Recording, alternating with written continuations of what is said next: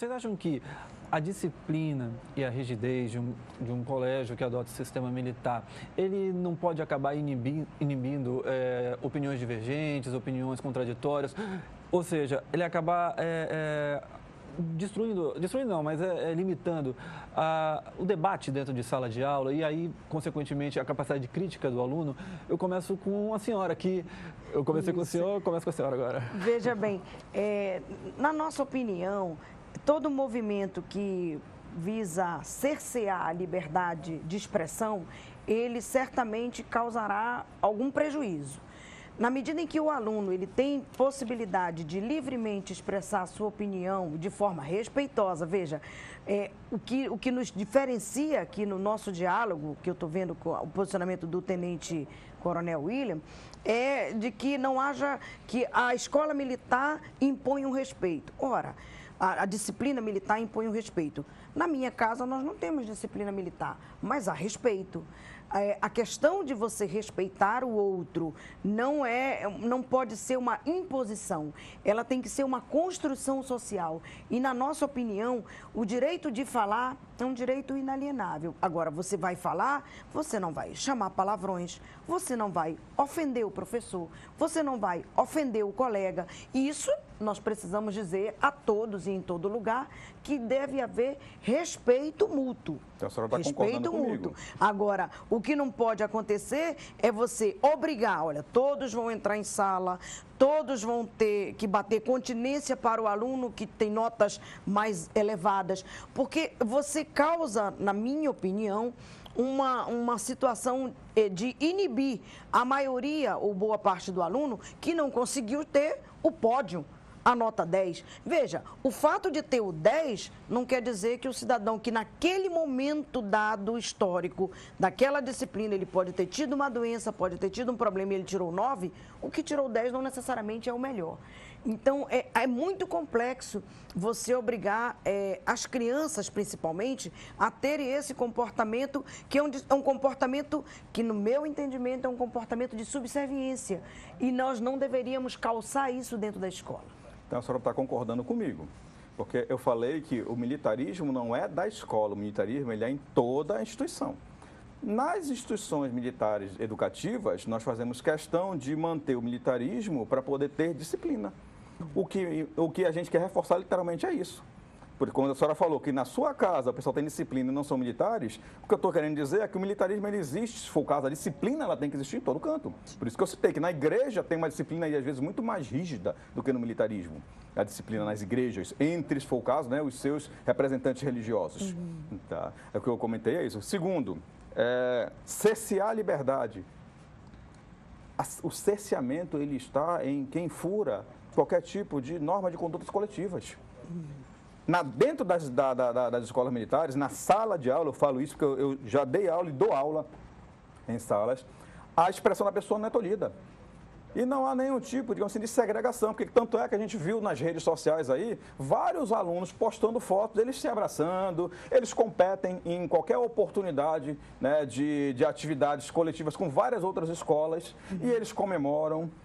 Tanto é que os nossos alunos, né, são campeões, né, em diversas outras modalidades. Mas é verdade, eles digamos assim, não são inibidos de competir entre eles. A questão de ter, digamos assim, o aluno, tá, que por melhor nota, né, digamos assim, a gente chama de mais antigo, isso não está inibindo os outros, porque nenhum dos outros é tolhido de nada. Ao contrário, meritocracia é uma gestão de qualidade e que é utilizada por maioria das empresas para estimular as pessoas a alcançarem melhores resultados. E para gestão da qualidade total, fazer com que quem está acima permaneça acima. É uma questão de estímulo. Agora, quem não alcança, se for o caso, os melhores resultados, não são tolhidos de nada. Eles estão literalmente motivados a poderem melhorar. É isso que acontece. Ninguém é punido, ninguém deixa de ter nenhum tipo de benefício porque não alcançou o pódio, como a senhora colocou. Se fosse assim, o esporte seria um castigo. Agora, Tenente, porque no esporte nós só temos 3 pessoas, né? Literalmente, que são, né, condecoradas. E o restante, então, estava castigado? Voltando à questão da pergunta, assim, dentro de sala de aula, um assunto polêmico e tudo mais, aí tem uma pessoa que tem uma opinião assim, fora da curva.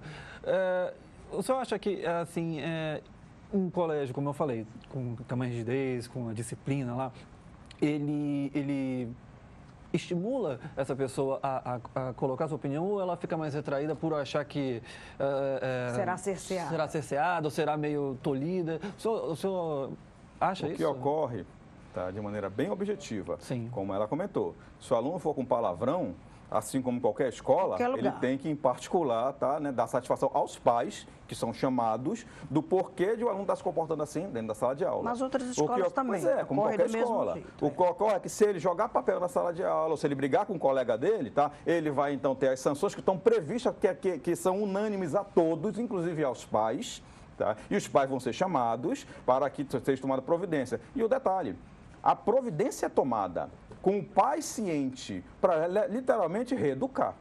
É essa a grande diferença. Agora, as regras, elas são iguais a todos e não há nenhum tipo de regra a cerceamento. As regras é para dar liberdade a todos. Quando alguém quebra a regra, é que esse alguém tem que ser disciplinado. Regra de trânsito. É para proibir as pessoas de fazer as coisas ou para permitir as pessoas de circularem coletivamente? Quando alguém quebra uma regra de trânsito, ele está prejudicando uma coletividade. Então, esse alguém ele tem que ser reeducado. Ele não está sendo punido, ele está sendo reeducado, porque o comportamento dele prejudicou uma coletividade. Mas, veja bem, a questão é que o regimento, é esse que é o debate, o regimento ele já é bastante restritivo em alguns aspectos. Me diga um... Por exemplo, você não pode entrar na sala de aula se você estiver ao lado do seu colega. Para entrar, para ter acesso, todos vão estar na fila. Questão de conduta. O aluno tem, pois é, o aluno, na conduta. A senhora viu os jogos japoneses o aluno, aqui? Calma. Não, os japoneses se destacaram assim, por quê? Porque eles entraram em fila e após os jogos eles fizeram questão de limpar tudo o que eles fizeram. Veja bem. Isso é respeito. Veja bem. E é uma nação. Mas veja, Tenente, literalmente reconhecida. Veja bem, olha como é. Tudo é uma questão de visão de mundo. A sua visão, que é a visão militar, e a minha visão, que é uma militar coletiva, não é? Mas dentro de um olhar militar, é diferente da minha. Veja, para o senhor, o fato daquele disciplinamento ser dado na forma militar, ele está adequado. Na minha opinião, as crianças poderiam chegar na escola e entrar, umas conversando com as outras, sem se ofenderem, sem se agredir, sem uma atropelar a outra. Porque há escolas que são assim. E eu vou lhe dizer algumas. Por exemplo, na escola Adalberto Vale, as crianças entram e ninguém se atropela. Na escola Barão do Rio Branco, que é uma escola que eu estudei na educação infantil, as crianças entram e elas não entram em fila. E ninguém se bate. Na Escola Técnica Federal, para falar dos jovens, as pessoas entram e não entram em fila. E elas não se batem. Professora. E se acontecer por algum motivo, algumas pessoas se atritarem, as crianças ou os jovens se atritarem, qualquer escola, não é só a escola militar, chamará os pais, tratará a questão. Professora, não é? vamos lá. É apenas um aspecto. A fila é questão de norma de conduta. Agora, durante o dia a dia, tá, em sala de aula, no ambiente coletivo, os alunos estão lá brincando, estão lá correndo. Praticam todo tipo de atividade extraescolares que todas as escolas praticam. Os alunos usam roupa de educação física, os alunos ficam suados, os alunos vão tomar banho, tá? Normalmente. Dentro da escola também... Eu escolhi, vou repetir, eu tive a sorte, graças a Deus, tá, né, meus pais me deram uma oportunidade razoável e eu estudei em escola salesiana. Lá a gente ia em fila para a sala de aula. Na escola que eu estudei, inclusive, as carteiras eram numeradas em fila. Eu tinha a minha carteira certa para mim. A chamada era feita pelo quadradinho lá da janela, da porta. Se não tivesse lá na mesa, na cadeira que estava numerada para mim, tá, ali eu podia estar até em outra cadeira, eu levava falta. E meu pai era chamado. Veja que isso avançou e já não acontece mais. Não, professora, era uma questão, tá, de normas coletivas que foram colocadas e a gente aceitava, a gente achava aquilo importante, a gente achava aquilo natural. Tá? O que reza, tá, o direito e a Constituição? O coletivo, tá, né, ele tem que prevalecer sobre o individual. Sim. Senão, a gente em coletividade não consegue conviver, porque nós somos divergentes. Sim.